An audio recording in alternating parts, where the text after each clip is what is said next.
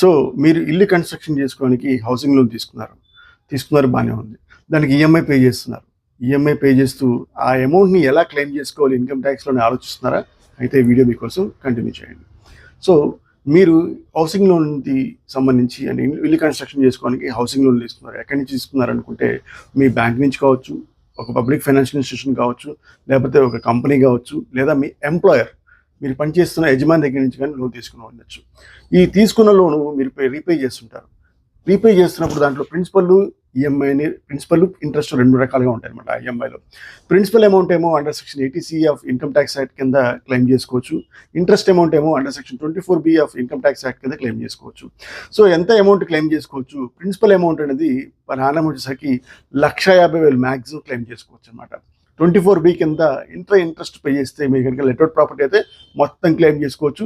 Self occupied అయితే 2 lakhs claim చేసుకోవచ్చు. Thank you. మరిన్ని అప్డేట్స్ కోసం మా ఛానల్ని సబ్స్క్రైబ్ చేయండి.